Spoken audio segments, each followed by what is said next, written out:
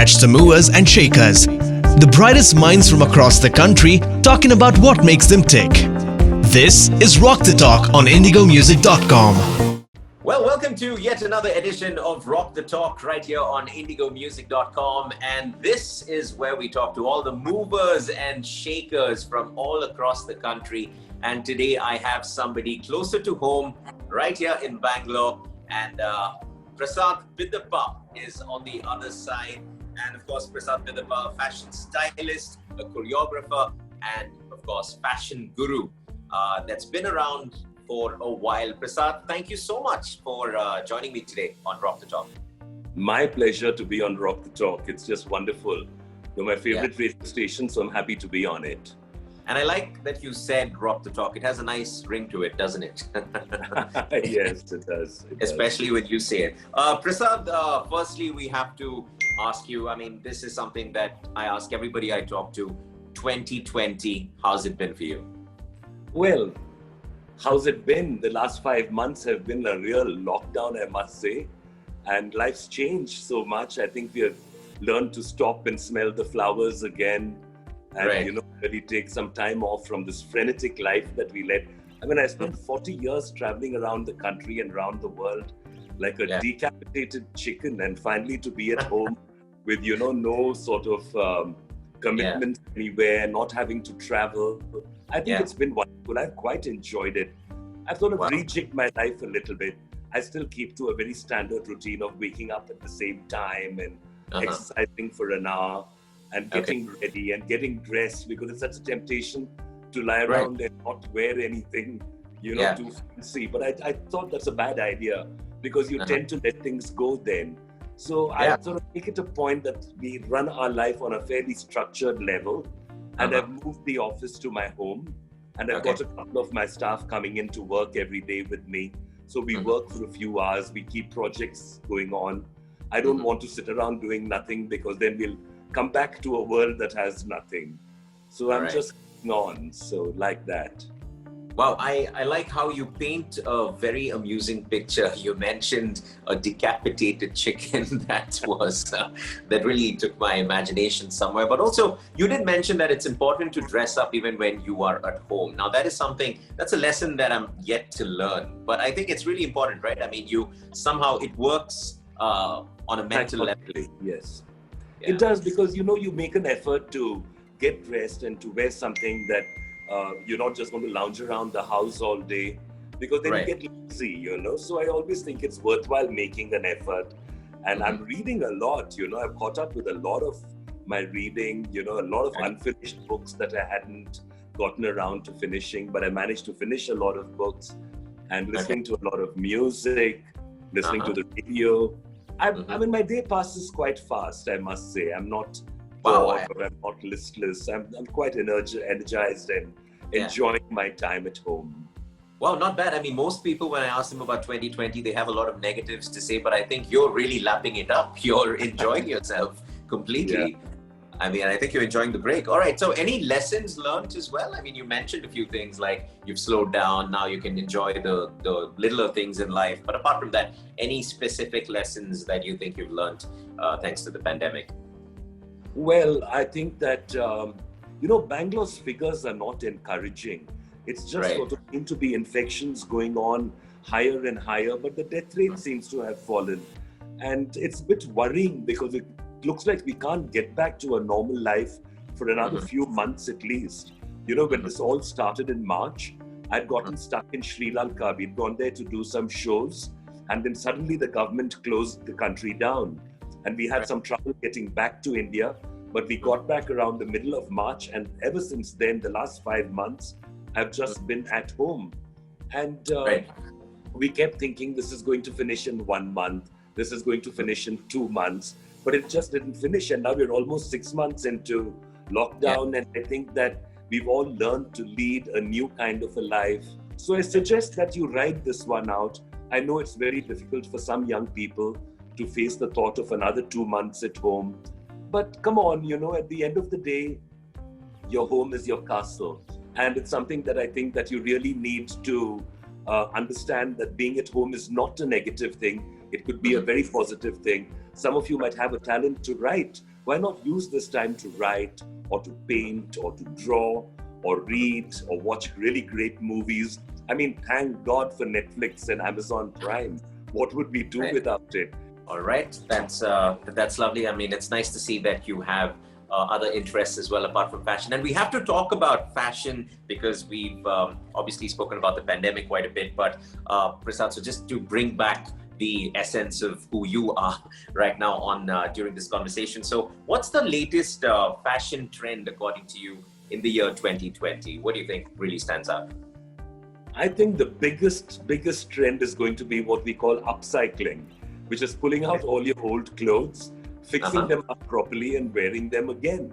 I mean, it's a way of recycling, and I think it's a great thing to be doing because, you know, over the years, we build up a huge mess in our wardrobes.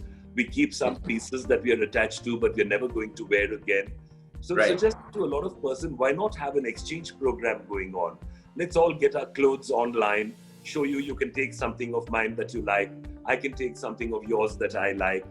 All right, we're going to continue this, but tell me about this new thing that you've started, the virtual runway, taking fashion online. Tell us a little bit about this new venture. A lot of my clients are sitting on a lot of stock, you know, because in the last 5 months, the shops have not been open, stock has not moved, and we're unable to do fashion shows on ground. Normally, we do it in a 5-star hotel or some beautiful location. But right now, we said, let's start the virtual runway to showcase what is already there in stock and to start getting it moving online. And it's worked quite well because my daughter, Aviva, was the first one out with her brand of swimsuits, Prasad Bidapa Swimwear. And she's getting most of her sales through Instagram and Facebook, where she shows her work and people call in to order. It's in small quantities, but there is a regular movement. So that's really good, you know. And I think that the virtual runway, the time has come for us to be shopping more online and looking for stuff that is of value, looking for things that will last a long time and give us a lot of wear. Don't waste your money on cheap junk, you know, because all you're going to do is wear it a couple of times and it'll either fall apart in the washing machine or you won't feel like wearing it again. Or it's going to go behind the back of your wardrobe and you're never going to see it again. That's, I think, what happens to most of the items in my wardrobe, at least. But tell me this, Prasad, being a model, I mean, you've been selecting models and grooming models for many years now. And is it any different picking models for, say, an online fashion show compared to, you know, the conventional fashion show? Not really. You see, modeling is anyway divided into different categories. The runway model is tall and skinny, doesn't necessarily have to be very good looking, but has to have great attitude on stage and be able to carry their clothes very well. Whereas the print model can be of any height, you just need to have a proportionate body and the camera loves you because you're photogenic.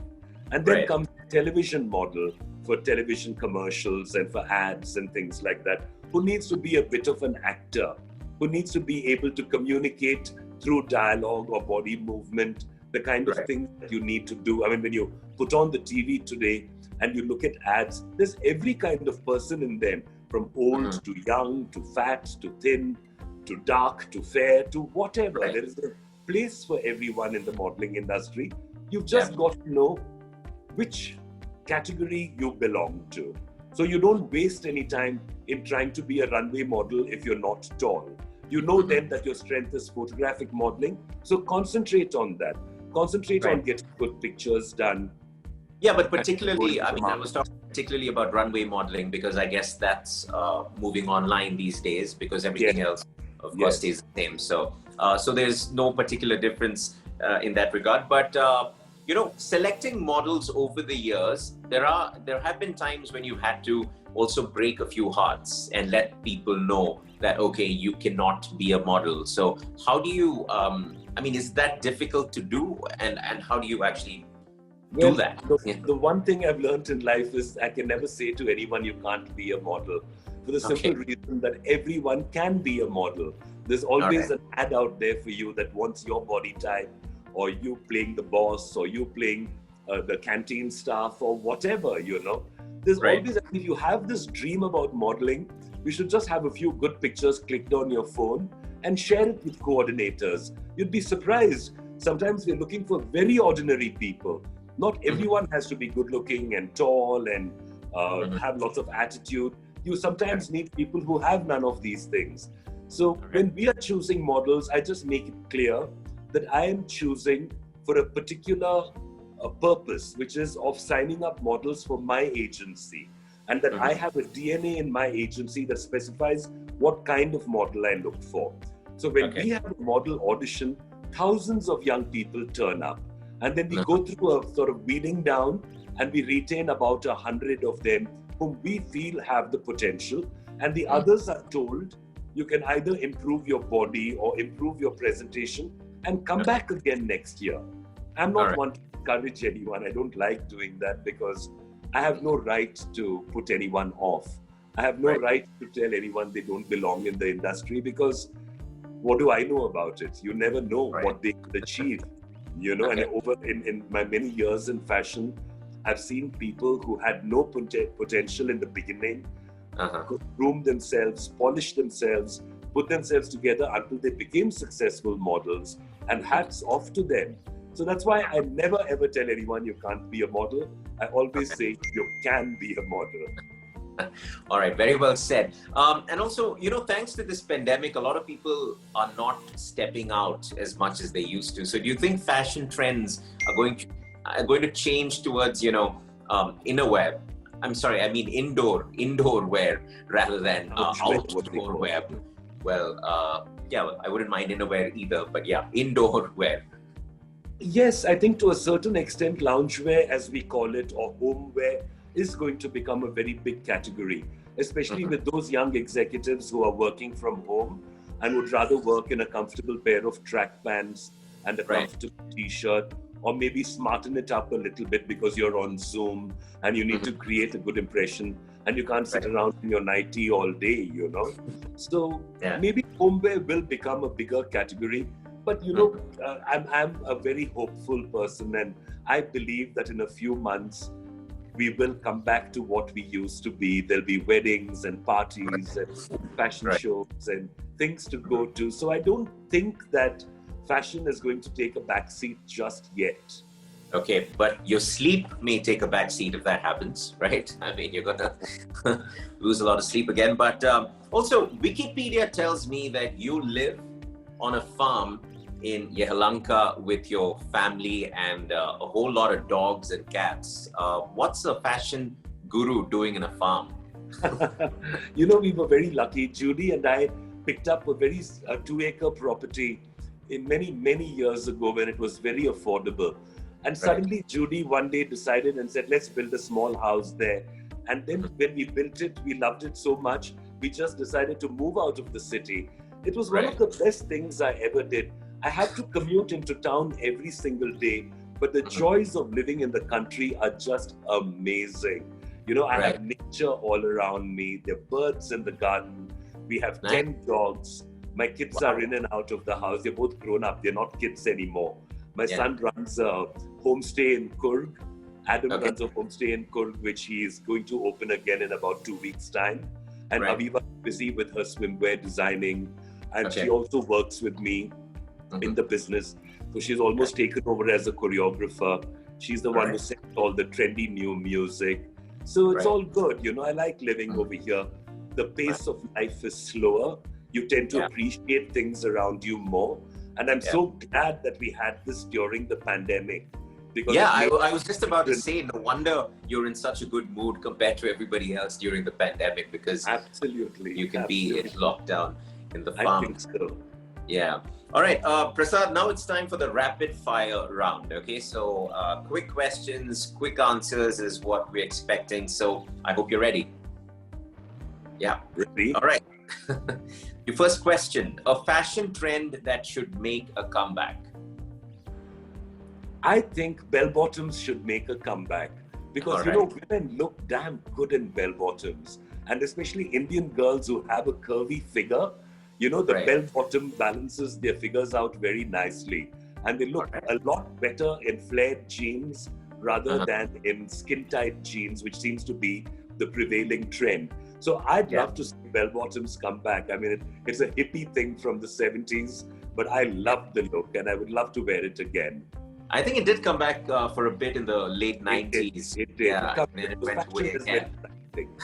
So I'm sure it will be back again. All right, your next question. The one thing that doesn't get out of your wardrobe? For me, it would be a dhoti and kurta.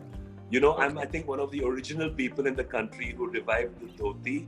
And I'm very proud to have done so because I see it today in a lot of designer collections. There's even something called the tailored dhoti that you can pull on like a pair of pants. Right. But to me, the Indian draping technique is something wonderful. To me, the sari is a perfect garment. Imagine 6 meters of fabric, no stitching anywhere, and women can wear it in 100 different ways. Likewise, the dhoti. It's still worn in Rajasthan, it's worn in Andhra Pradesh, it's worn in Madhya Pradesh, it's worn in Karnataka and Tamil Nadu. Right. In Kerala, they wear the mundu. So the draping technique of India is something absolutely amazing. And I hope for one that it will never go out of style.